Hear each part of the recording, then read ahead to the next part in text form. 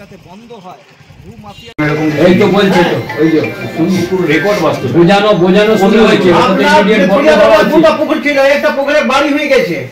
আছে এটা নম্বর word near ম্যাপটি মেরে 64 নম্বর ওয়ার্ডে অবস্থান কাছে এটা বাড়ি অলরেডি হয়ে গেছে, কাঁচা মকান না পাকা আমি বললাম তো। এবার আপনি বলুন, আপনি বাবুদা একটু দাঁড়াও, মাঝে মাঝে বললো তো তার মালিকানা ফাঁসবে না? তো পুকুর যদি পুকুর আছে ভরাট হয়ে বিক্রি করেছে তাহলে ফাঁসবে না? তাহলে আমাদের আপনাদের নামে এফআইআর করা উচিত। তাহলে আপনারা সাইড কাট আছেন, তাহলে বলুন আপনারা কি সার্টিফিকেট আছেন? তাহলে বলে দিন, যদি কেউ খেয়ে থেকেছেন তো এখনই ক্লিয়ার করে দিন আমাদের সবার সামনে, তাহলে আমরা অন্যভাবে লড়বো। পুকুর ভরাট হচ্ছে সাহেব, আর আপনারা বলছেন আমরা জানি না।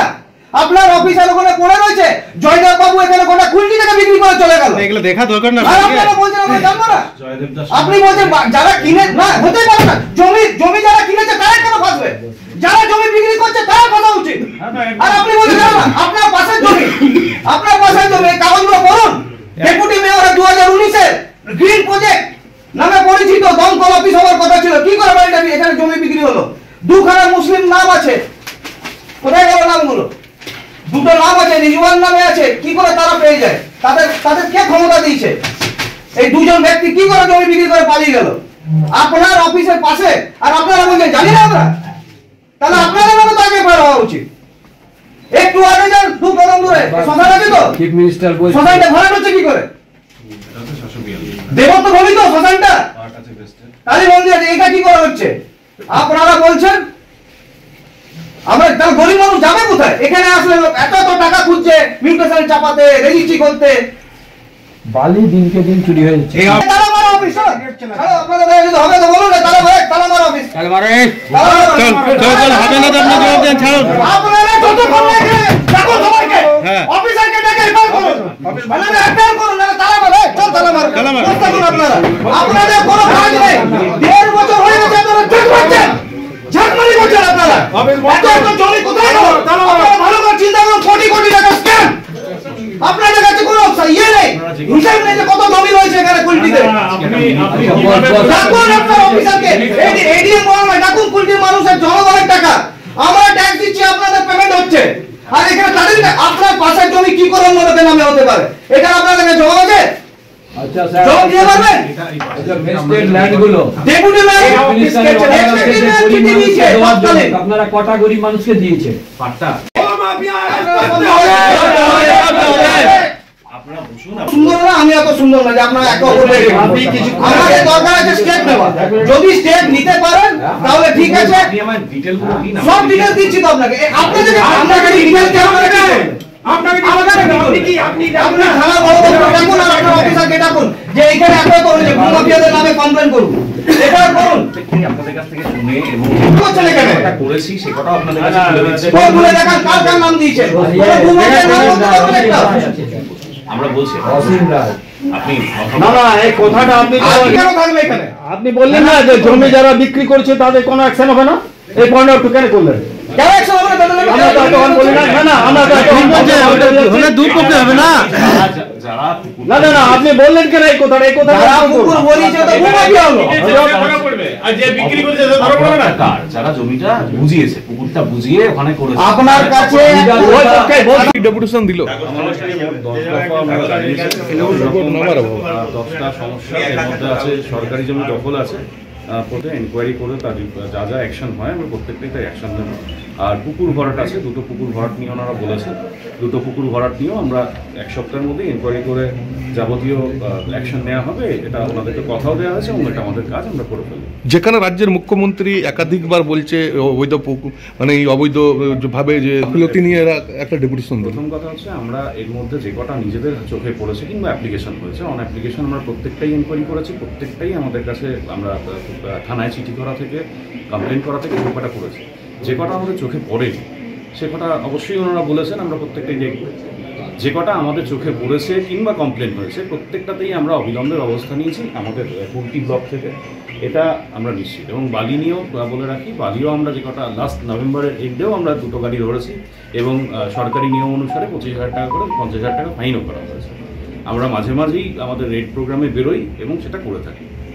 আর কিছু প্রাক্তন ডেপুটি মেয়র যিনি, তিনি একটা অভিযোগ করেছেন, তিনি দমকলের জন্য প্রজেক্ট নিয়েছিলেন।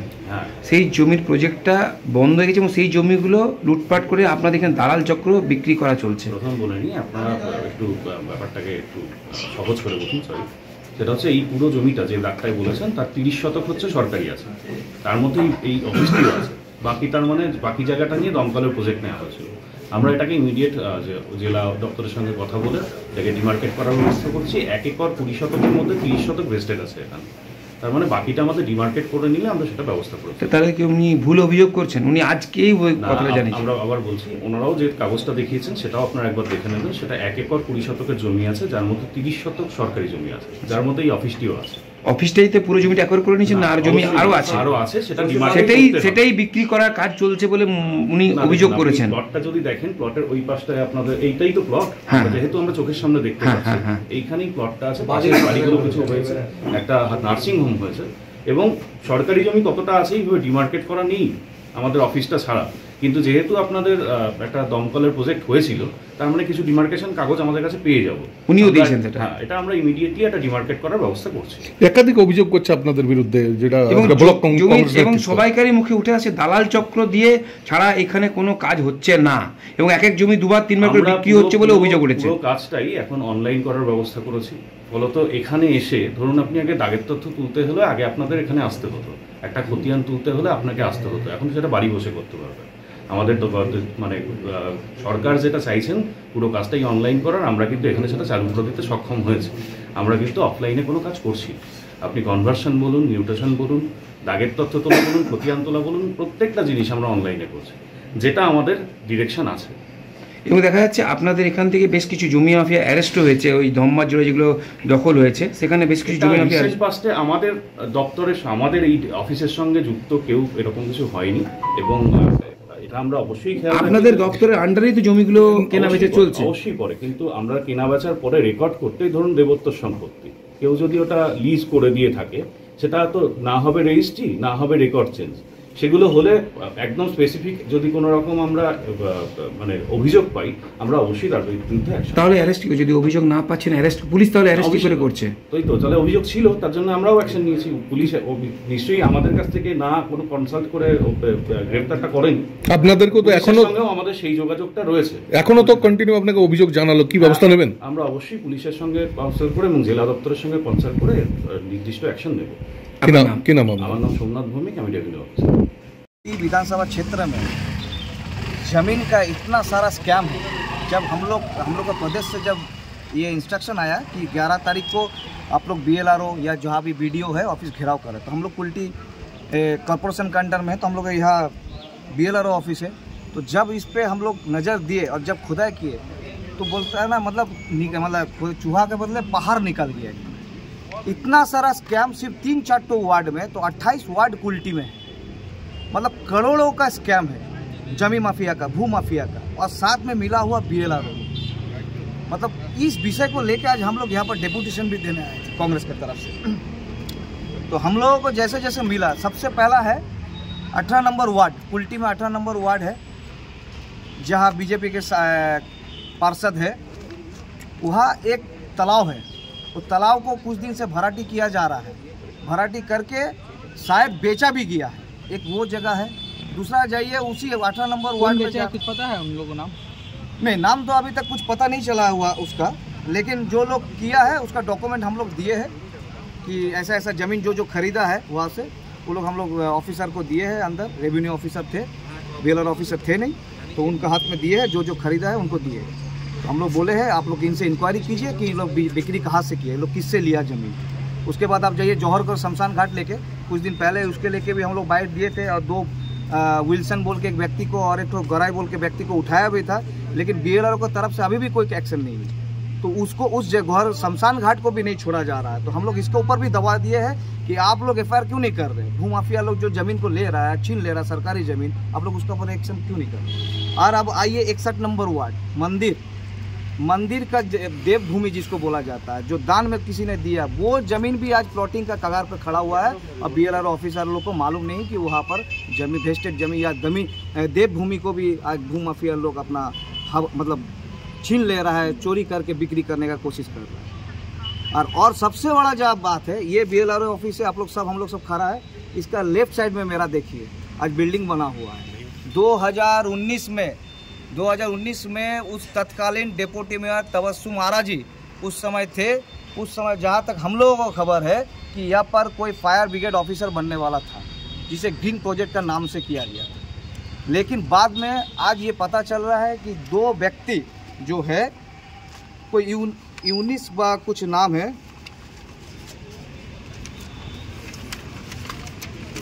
रेजवाना खातून, और पति का नाम है तनवीर खान, और तनवीर खान पिता का नाम शकीर अहमद। ये 2 व्यक्ति जो है, ये 2 व्यक्ति ये ज़मीन सारा बिक्री किया है, जो 2019 में प्रोजेक्ट बनने वाला था। कुल कितना ज़मीन था?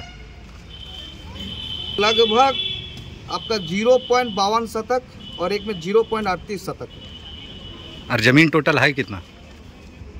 ये अभी तक ये लोग नहीं बोल पाए। इन लोग के पास भी हम लोग कही की है कि यहाँ टोटल जमीन वेस्टेड कितना है, और जिसमें से ये जो बनने वाला था फायर ब्रिगेडर का ऑफिस, इसमें ये लोग कितना जमीन का घोटाला किया। लेकिन बात तज्जुब का बात यही है कि बगल में BLRO ऑफिस है, उसका बगल में जमीन चोरी हो जा रहा है, और ये लोग को कुछ मालूम ही नहीं है।